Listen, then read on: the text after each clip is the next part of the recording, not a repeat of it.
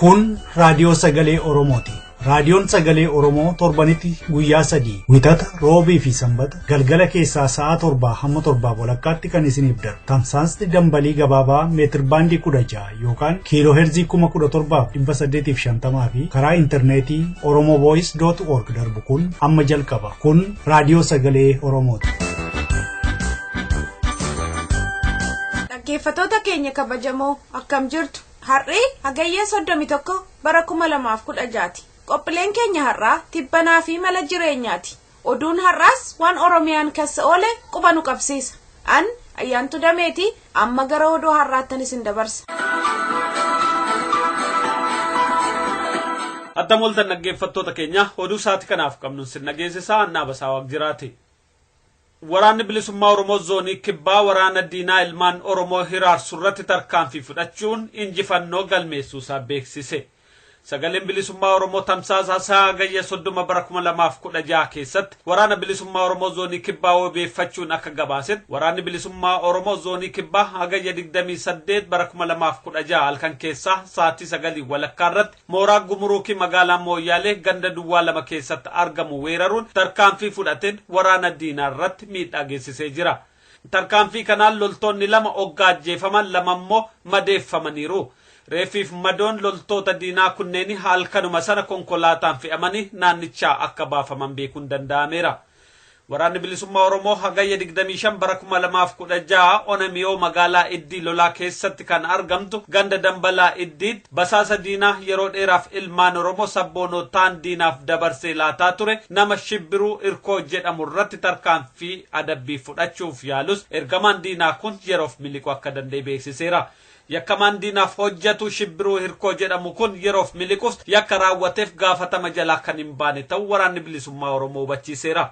Haaluma wal fakkaatuun hagayya 27 bara 2016 woboon godina kibbaa Onamiyootti kan argamu ganda Cirrii Xuruuraatti nama hidhata diinaa qabu tokkorraa qawwee hiikkachuusaa beeksiseera.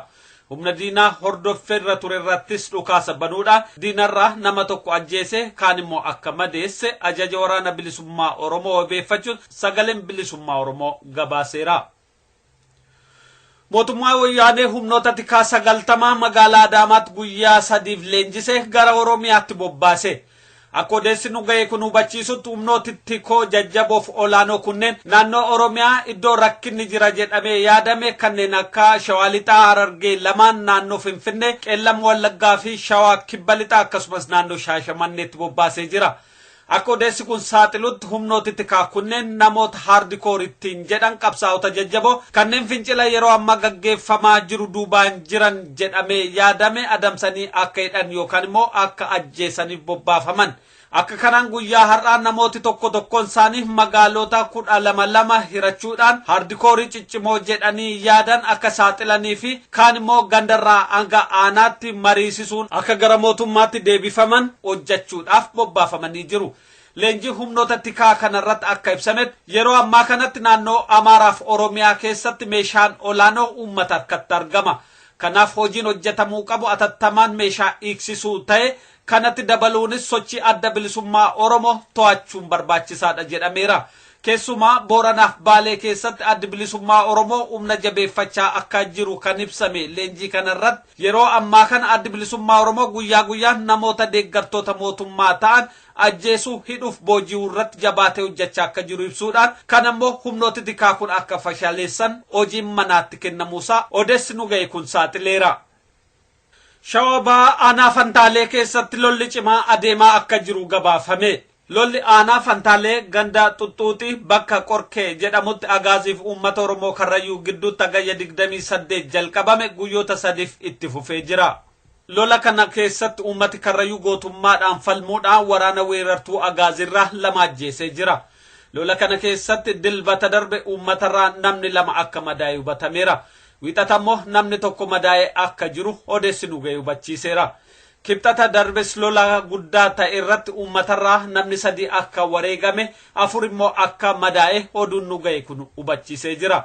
Namoonni wareegaman Bulgaa Abukkoo, Fantaallee Roobaa fi Fantaallee Waaqoo akka jedhaman kan ibse gabaasti kun gootota falmaa kanarratti madaa'an immoo boruu Dukkulaa, boruu Ayyaanoo, Roobaa Jiboo fi Shambal Mattoo boruu akka ta'an beekameera. Yeroo ammaa kana agaaziin uummatarraa hidhannoof qawwee hiikuudhaaf socho'aa akka jirtu kan hubachiise gabaasaan keenya. Uummati haala kana beekee eeggannoo barbaachisu akka waliif taasisuu fi falmaa barbaachisuuf illee akka of qopheessu gabaasee jira. Diddaa uummataa naannoo Amaaraa keessatti ka'ee jiru dhaamsuudhaaf Hayilamaariyaam Dassaalany waraana ajajuusaa beeksise. Guyyaa kaleessaa ibsa miidiyaadhaaf kenneen waraannii fi humnooti tikaa guutumaan guutuutti naannoo Amaaraa to'atanii akka tarkaanfii fudhatan ajaja kennuusaa beeksisee jira. Ministeerri muummee Itoophiyaa Hayilamaariyaam Dassaalany ibsa kana keessatti dabalee akka ibsetti namooti gariin Itoophiyaan ni diigamti jedhanii sodaatanis Itoophiyaan haala diigamuu irratti hin argamtu jechuudhaan dubbateera. Maqaan malee taayitaa muummicha ministirummaa kan qabne kan himaman obbo Hayilamaariyaam Dassaalany ibsa kana keessatti dabaluun Ihaadig yeroo kamiyyuu rakkoo hiikuuf dandeettii isaa akkatti qabullee himuun dhaadateera. Ibsa kana kan hordofan xiinxaltoonni garuu ibsi kun ibsa sodaadhaan guutame jechuudhaan gati dhabsiisaniiru. Yeroo ammaa kana keessatti naannoo Amaaraa keessumaa Goojjaamiif Gondor keessatti uummataa fi waraana wayyaanee gidduutti walfalmiin jabaa gaggeeffamaa jira. Kun kanaan otoo jiru bulchaan naannoo Tigraay Abbaay Walduu immoo labsa waraanaa uummata Tigraay fi uummata Oromoo irratti labsee jira. Abbaay Walduu haasaa dargaggoota Tigraayiif godheen dargaggoonni Tigraay mirga uummata Tigraay daran eeguudhaaf akka dhaabatanis itti dabalee ibseera. Keessumaa qabsoo hadhaa'aadhaan mirga goonfanne humnoonni dhiphoo fi humnoonni of tuultotaa nurraa fudhachuu waan jiraniif dargaggoonni Tigraay adda bilisummaa uummata Tigraay fi uummata Tigraay eeguuf waardiyyaa dhaabbachuu qaban jechuun akeekkachiiseera. Ibsi bulchaa Tigraay kun garuu uummata baay'ee dallansiisaa jira. Keessumaa yeroo ammaa kana mootummaan biyya bulchuu fi qaama mootummaa kan ta'e adda bilisummaa uummata Tigraay irraa labsa akkanaa saba biraa irratti kennamuunsa of tuulummaa fi dhiphummaa jabaadha ittiin jechaa jiran. Dhaggeeffattoota keenya hoduu isaati kanaaf qabnu kanumaa qophii keenyaaf waliin nagaannu tura.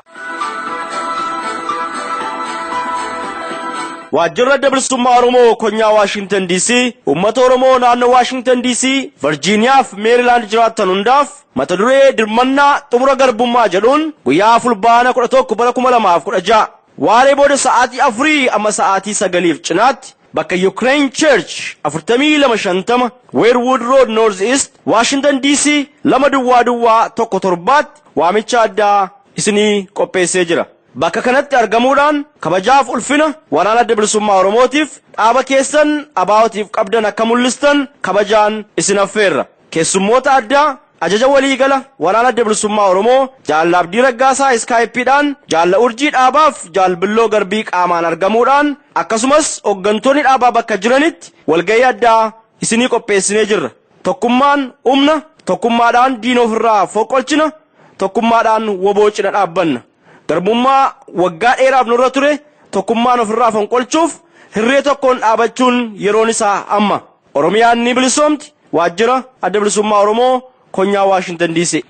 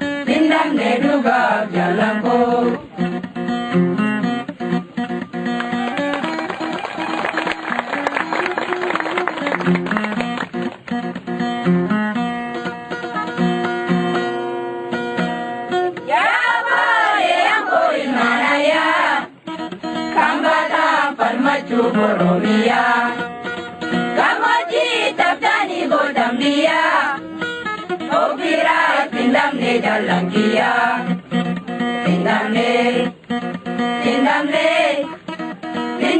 dugab jalanko, tindamne dugab jalanko, tindamne dugab jalanko.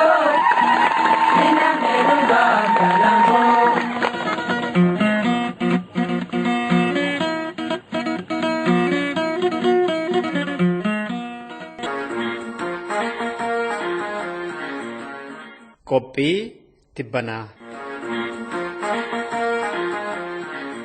Jabana sana bara dukkana ilmaan Oromoo qaroon of baranii saba isaanii jaarraa oliif dukkana doofaa keessatti gadi qabamaa tureef falmuudhaaf kan eegalan sun osoo har'a hundinuu jiraatanii dungoo isaan qabsiisan arganii nama jechisiisu laata haalli ammaa. Maali Oromootu bilisoome moo Oromiyaatu saamtota Habashaa jalaa bahe moo akkuma barasii ammas kan diinaaf baataa yookaan farda ta'anii saamsisan ajjeessanii fi hiisisan hin jiran immoo maaliif akkas jettaa kan jettan tarii jiraachuun keessaniin oolu dhaggeeffattoota. Dhuguma saamichii fi ajjeessaanii nafni ammallee kan bu'aaf jala ce'anis guutani.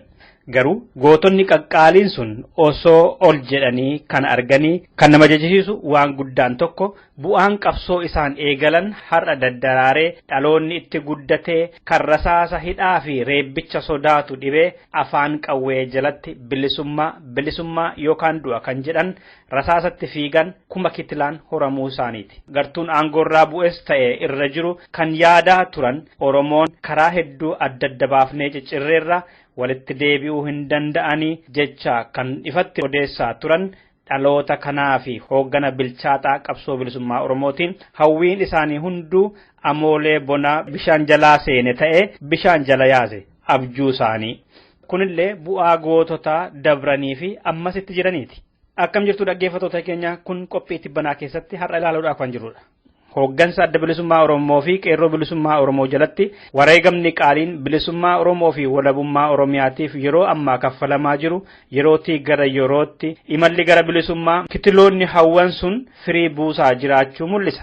Diinni kufee Oromoon bilisoomee dimokiraasii nageenyii fi guddinni biyya keenyatti dhufuudhaaf akka jiru mul'ata. Keessi gabroonfataa haaraa fi durii martuu fayyaa hin qabani. Baabura qabsoo bilisummaa Oromoo, adda bilisummaa Oromoo, qeerroo bilisummaa Oromoo fi uummanni Oromoo yeroo amma oofaa jiran kanatti. Qabsoon kaayyoo mul'ataa hooggansa cimaa fi uummata dammaqaa qabu keessaa fi alaan fira ollaa fi halaalaan shirri hagamillee yoo itti hammaate galiinsaa hin hanqatu. Riqicha lafee dargaggootaa fi hangafaatiin ijaaramee fi dhiiga isaaniirra yaa'uun kan shaffisaatiin fuulduratti deemaa jiru qabsoon bilisummaa Oromoo akka addaatti baatilee kurnan darban kana keessatti ofiisaafis gabroonfataa irrattis warra fagoo fi dhiyoofillee hedduu seenaa galmeessiseera. Waltajjii mararrattillee fuulduratti malee duubatti deemee wanti galmaa jiru hin jiru keessattuu immoo qeerroo bilisummaa Oromootiin. Qeerroon bilisummaa Oromoo uummata bal'aaf abdii egeree fi guca bilisummaa kan ofii isaa boba'ee uummataaf ifu akka ta'anitti ilaalama. Abdii guddaatu irra jira. Gama garasiitiin afaaniin goollisituu fi muraasa ittiin haa jedhani malee garaa kaasaa itti naqee maatii fi qabeenya isaanii godaansisu qaata'ee galeera. Qabsoo ji'oota kurnan kana keessatti godhaman irraa hanqinootni irraa baratamee qisaasni lubbuu fi qabeenyaa hir'isamee guyyuu du'uurra ajjeesuunis qe'ee jaraattis immoo gadda galchuudhaan guyyaa gabrummaa gabaabsuu irratti hojjetamuun waanta bubbuluu qabu miti kan jedhu yaada namoota hedduuti. Qeerroon bilisummaa Oromoo dhiyeenya kana marsaa haaraatiin qabsoo gaggeessuudhaaf qophii akka xumureeru ibsa baasee ture. Waan godhamaa jiru hooggansi olaanaa qeerroo ture keessaa tokko waan jedhu qaba kunoo. Hojiin qeerroon socho'aa jiru waan aadaa qeerroo keessa jiru aadaa qeerroo nama qaban mootummaan irra ga'uu danda'e. Jalqaba gaafa sochiin kun jalqabu fincila diddaa gabrummaa ture sadarkaa guddifatee gara fincila xumura gabrummaa itti ol guddate. Tumas ammoo amma kan jiru gara fincila diddaa addaa kana ol guddifatedha kan jiru jechuudha yeroo kanatti. Adeemsa akkanaa kana adeemsa boonsaa fi waan barbaachisaa keessatti argaa jiru kan ta'u sochii bilisummaa biyya Oromoo walabummaa sabaa fiduu keessatti wanti amma nu irratti tokko wanti jabaan tokko ni jira. Tokko tokkoffaa uummanni kun amma sadarkaa fincila umura gabummaadhaan gara sadarkaa diddaa addaatti ganoo speeshaal revoluutiin gara piroofaatiidha. Kana keessatti caasaa nama gaggeessinee jirru caasaa qaama leenjee hidhatuuti. Kana nama gaggeessaa jiru. Bifa kanaaf namoonni qophaa'anii jiran jiru. Godina hundumarrattuu namoonni leenjii fudhachuudhaaf hidhannoo argachuudhaaf qophaa'anii jiru. Kana wal qabatee ammas yeroo kun keessattuu Oromiyaa keessatti yeroo bannaatti dargaggoonni kun yookiin qeerroon kun bahanii gaggeessaa jiru. Wantoota tokko waan salphaadha kaa'anii jechuudha. Waan akka qorichaa fa'aadha kaa'anii humna xiqqoodhaan kan namoota kana uumamaa biyyoon yookiin immoo kan namoota kana gargaaraa jiru. Kanaaf uummanni keenya ammallee dammaqee caasaa amma jiru kana beekee beekuu qofa immoo miti caasaan kun caasaa dhugaati. Caasaa itti hojjetamaa jiru, caasaa bu'aa buusaa jiru, caasaa kanatti akka bilisummaa keenya argachuudhaaf caasaa kanatti fayyadamee bakka hin Kunci barbaachisan akka godhamu asumaan waamicha godhee yeroo tokko namoonni akka kompiitinii keessa hin galle dhugumaan ta'uudhaaf qabsoon bu'aa bahii bu'aa baasii qabdi rakkoo ni jiraata qabsoo keessa namoonni qabsoorraa xiqqoo hiikuu ta'anii jiran kun kompiitinii keessaa kan galle waan qeerroo fi sochii qeerroo qabsoo qeerroodhaan wal qabatee jiru kun qabsoo uummanni Oromoo bilisummaa isaa gonfachuudhaaf godhu keessatti gaheen inni taphate ammallee isaanitti irra deddeebi'ee gadi fageenyaan uummataaf ibsamuun dirqama jedhee kana hin yaadanii kan biraa ammallee irra deebi'ee kan hin gaafatu kan namni kamiyyuu duubatti jedhee laaluu hin qabne qabsoon keenya kan amma gochaa jiru kun hidhannoo deeggaramuu qaba. Nama qophaa'ee isaanitti fayyadamuu immoo dirqama kun bilisummaa biyyoota kamii keessatti iyyuu waan mul'atee darbeedha. Namni tokko gara qabsootti bahu qabsoon kun qabsoo hidhannoo ta'ee yoo ba'e caasaan hidhannoodha yookiin immoo caasaan qabsoo sanii jiraata. Garaagarummaan qabsoo qeerrootii fi qabsoo hidhannaa bifa boolatti socho'u gidduu jiru maaliif sochii hawaasa keessaa ka'ee hawaasa keessatti deebi'ee bu'aa buusaa jiru akkuma keessa jiru qabsaa buusaatee hawaasa baasii kanaaf viidiyoo keenya kan taasifamu naaf ta'uu danda'u. Kan biraa gama keenyan wantoonni kun akka konsultaan yookiin immoo akka daddabeetoo hawaasa agaragirraa hawaasni biyya jedhan godhe maaliif akkasii miidiyaati. Nuti amma daddabnee wantoota kana miidiyaan irratti postu goonu hin jiru yoo danda'ame feesbuukidha. Kan ammoo daddafanii warreen dursanii waan kana argatantu baay'atee fuulduratti garuu caasaa keenya keessatti ijoollee irratti mari'annee jirra wanti kun jirra. Inni lammaffaa namni kamiyyuu kan beekuu qabudha. Baratuma maalamaa fi sagal sochiin qeerroo kun akkanumatti adda bilisummaa Oromoo fi hundaa'ee naannoo wantoota tokko hojjetee yeroo kanaaf dammaqiinsa hawaasatti dammaqiinsi qeerroo amma kana hundachimaan ture wanti isaanuma taajaa ta'ee Oromoo danda'e. Deebee bara 2011 sadaasa 2011 carraa dastaa sadaasa 2011 bifuma wal fakkaatuun sochiin qeerroo adda bilisummaa Oromootiin hundaa'e. Kanaaf walitti dhufeenyi keenya adda bilisummaa Oromootiin walitti dhufeenya ilma abbaati jechuu hin dandeenya. Akka qeerrootitti leenjii hundaa'e akkoo hundaa'e waan ta'eef kan adda bilisummaa Oromoo keessaa ba'e qeerroon adda bilisummaa Oromoo keessatti hundaa'e adda bilisummaa Oromootiin deemee caasaa adda bilisummaa Oromootiin qabsiisee qajeelfama barbaachisaa ta'ellee adda bilisummaa Oromootiin nu kenne.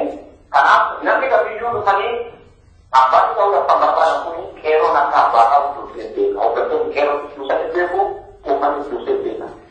Nuyyuu iddoo kana jechuu baanne nuyyuu kan adda bilisummaa Oromoo ta'uu jechuu baanne qeerroon kan adda bilisummaa Oromoo akka ta'e alaabaa uummanni kun qabatee bahullaa dandeessu.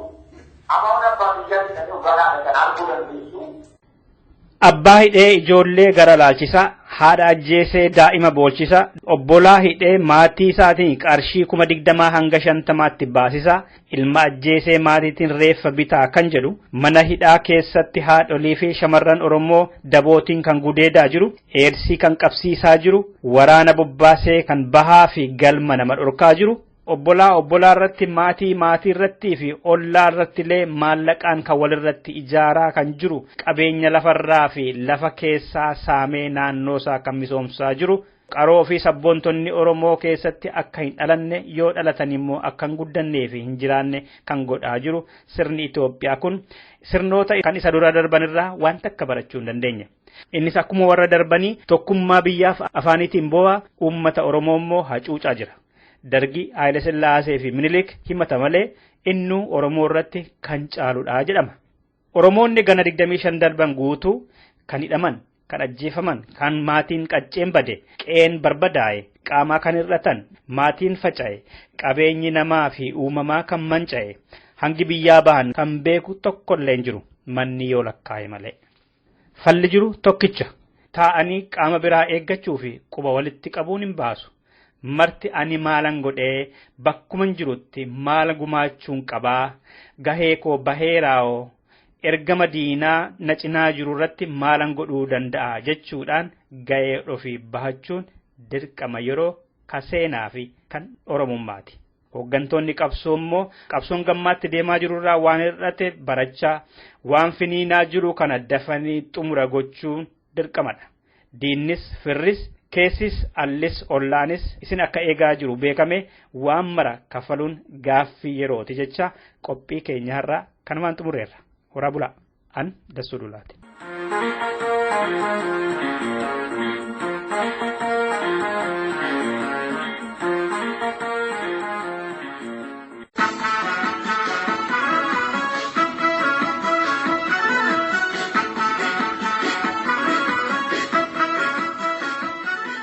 Akkam jirtu dhageeffatoota keenya. Kun sagantaa mala jireenyaati. Ana qopheessaan keessan Aliyyi Galatooti itti dhiyaadha.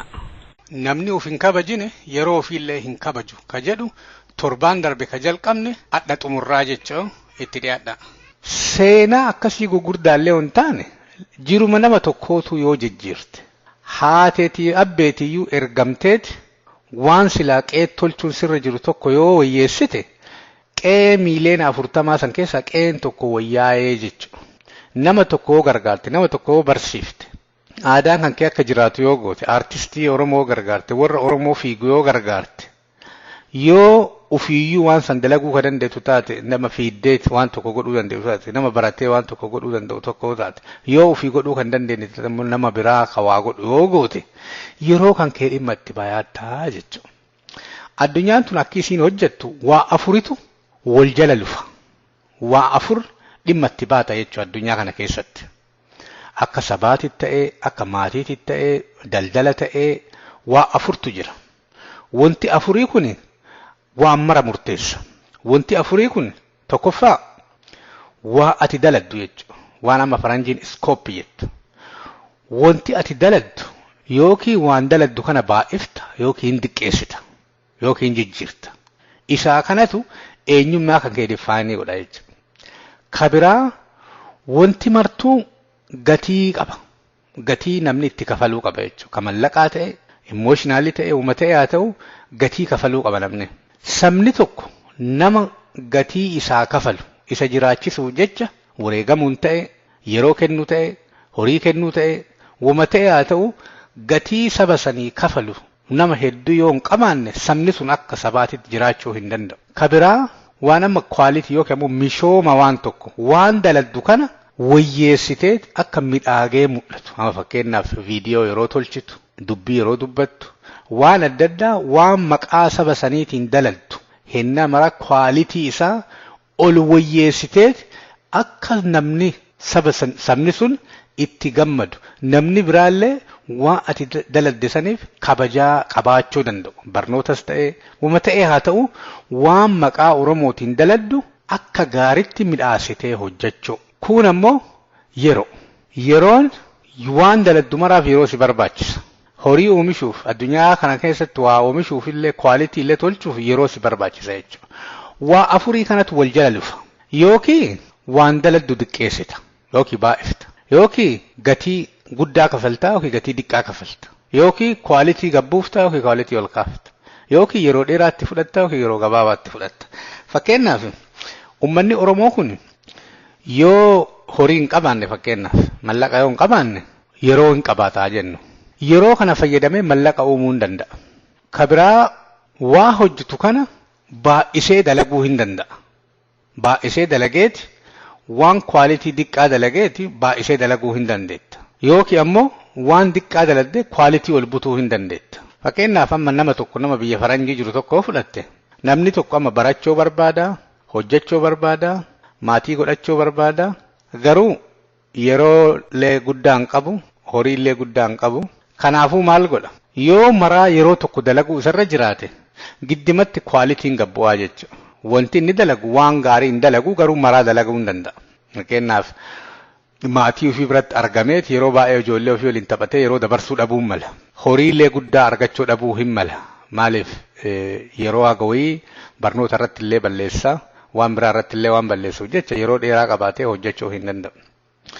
Beekumsa illee gayaa waan hin qabneef horii guddaa oomishuu hin danda'u. Hojii humnaa hojjechuu danda'a jechuudha. Yoo amma barnoota keessaa ol barate waan barate sanii hojii yoo argatu taate waan qara doolaara 20 hojjetu doolaara 30 hojjechuu danda'a jechuudha. So sa'a tokko irratti doolaara 10 irra edaataa jechuudha. Akkasitti horii guddaa horata. Yookiin waan daladdu kana wayyeessiteet horii kan kee ol butta jechuudha.